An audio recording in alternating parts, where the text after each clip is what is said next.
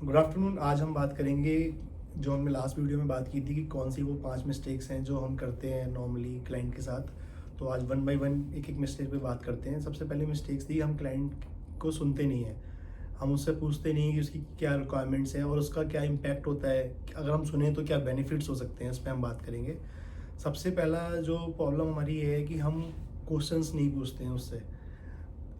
जो हम 5 मिनट उससे बात करके अपने आने वाले महीनों बचा सकते हैं, वो हम 5 मिनट नहीं पूछते हैं। उस चक्कर में क्या होता है कि वो बहुत डिले हो जाता है प्रोसेस। क्लाइंट की रिक्वायरमेंट सुनते नहीं हैं। जो उससे 2 मिनट बात कर ली, हाँ भाई हम एक्साइटेड हो गए और उसके लिए चीज़ें देने लग गए और पता लगा कि रिक्वायरमेंट मैच ही नहीं हो रही। फिर हमारा टाइम वेस्ट हो रहा है, क्लाइंट का टाइम वेस्ट हो रहा है। क्लाइंट इरिटेट हो गए, कई बार आपकी बात ही नहीं, मतलब फ़ोन ही नहीं उठाता वो, क्योंकि उसे लगता है कि यार ये सही बंदा नहीं है। तो उसके लिए सबसे पहले उसको सुनना ज़रूरी है। अब उससे क्या पूछना है वो बहुत इंपॉर्टेंट है। कि मैं आपको बताता हूँ कि उससे हमने पूछना क्या है, क्वेश्चंस क्या पूछने हैं हमने। सबसे पहली चीज़ हमने उससे पूछनी है कि आपने कितने टाइम में इसको फाइनलाइज करना है। अगर वो आपसे घर लेने आया है, ऑफिस लेने आया है, दुकान लेने आया है, कोई भी चीज़ लेने आया है रियल एस्टेट के अंदर, आप जो जिस भी क्षेत्र में काम कर रहे हैं, सबसे पहले आपको ये पूछना है कि उसने क्लोज क्या कब करना है। कई बार मैंने देखा है क्लाइंट जो है घर लेने आ रहा है उसको 1 साल के बाद क्लोज करना है। आपको जनवरी 26 में आ रहा है और उसको क्लोज करना है दिसंबर में, क्योंकि उसका कोई चीज़ बिक रही है, जाके सितंबर में पेमेंट आ रही है। तो आपने उस पर 1 साल बाद अगर ट्रांजेक्शन, तो आपको पता है कि आपको कितना टाइम देना है इस क्लाइंट के लिए। कई बार क्लाइंट ऐसे आ जाते हैं जो आपका टाइम वेस्ट करते हैं। तो आपको पहले ही जानना बहुत ज़रूरी है कि वो कितने टाइम में वो क्लोज करेगा। तो आप अपनी जो भी क्षेत्र में, आपको पता होना चाहिए कि क्लाइंट को कितनी जल्दी हमने क्लोज करना है, कितना लेट क्लोज करना है, उसके हिसाब से आप पे वर्किंग करनी होती है। दूसरी सबसे बड़ी चीज़ है, बजट नहीं पूछते आप। आपको बजट पूछना बहुत ज़रूरी है। क्लाइंट का जवाब आता है बजट की कोई दिक्कत नहीं है। ये सबसे सबसे रैंडम जो जवाब है क्लाइंट का, मतलब बहुत कॉमन जवाब है कि बजट की कोई दिक्कत नहीं है। फिर आपने उसको चीज़ भेज दी, वो कहता है यार बजट तो मेरा इतना ही है। बजट पूछो उससे, अगर वो नहीं बता रहा है तो उसको बोलो सर मैं वर्किंग नहीं कर पाऊंगा बिना बजट के। चीज़ तो हमारे पास 1 करोड़ से लेकर 100 करोड़ तक की है। बजट का इशू नहीं, कैसे नहीं है, इशू तो आता ही है ना बजट का। आपको बजट पूछना बहुत ज़रूरी है, अदरवाइज उसको आप सही चीज़ नहीं दे सकते। उससे पूछो, अगर वो कहते हैं मेरा 1 करोड़ का बजट, तो उससे पूछो कि आप इसको इंक्रीज़ कितना कर सकते हो।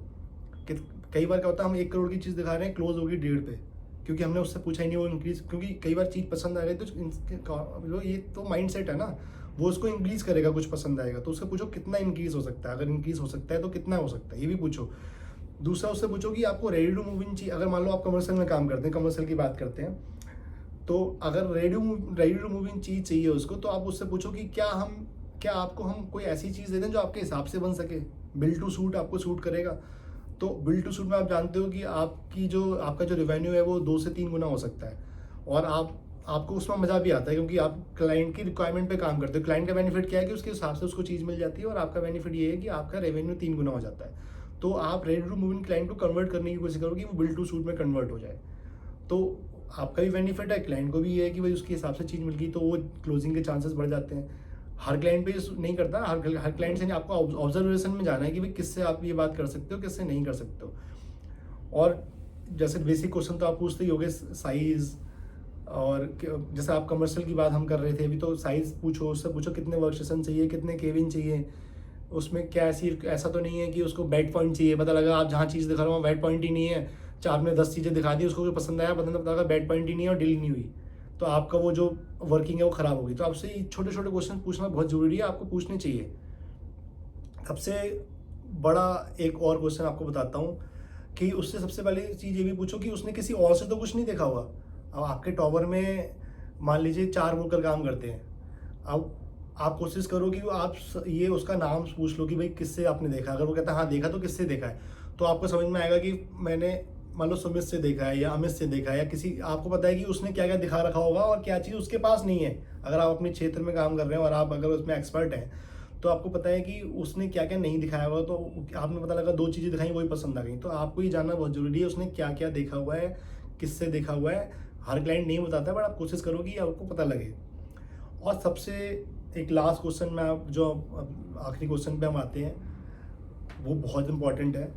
और आपको ये पूछना बहुत ज़रूरी है कि उसका पर्पस क्या है, कि उसने ये प्रॉपर्टी जो है वो इन्वेस्टमेंट के लिए लेनी है या उसको सेल्फ यूज़ करना है, वो एंड यूज़र है। इससे क्या होता है कि आपको ये भी समझ में आएगा कि उसकी रिक्वायरमेंट, जैसे अब आप कोई चीज़, अब फिर मैं कमर्शियल पे आ जाता हूँ कि उसमें क्या है कि कोई क्लाइंट बैठा हुआ है, आपने पसंद करा दिया, पता लगा क्लाइंट 2 साल तक खाली नहीं कर रहा, वो एंड यूज़र है, तो आपकी वर्किंग बेकार हो जाती है। तो ये सारी चीज़ें हैं, आपको पूछना बहुत ज़रूरी है। अगर आप ये सारी चीज़ें पूछोगे तो आपका एक तो टाइम कम होगा और सामने वाले को भी कॉन्फिडेंस आता है कि इतने क्वेश्चन पूछ रहा है, ऐसा नहीं वो ऑकवर्ड हो जाएगा, वो खुश होगा कि भाई सामने वाला इतना क्वेश्चन पूछ रहा है तो ये मुझे सही चीज़ दे पाएगा, सही बंदे के पास मैं आया हूँ। तो 4 ब्रोकर के फ़ोन ही काट देगा, वो कहेगा यार ये बंदा मुझे सब कुछ देगा। तो ये क्वेश्चंस पूछो, ये बहुत ज़रूरी है। और हम अगले क्वेश्चन पे आएंगे नेक्स्ट वीडियो में। Thank you so much.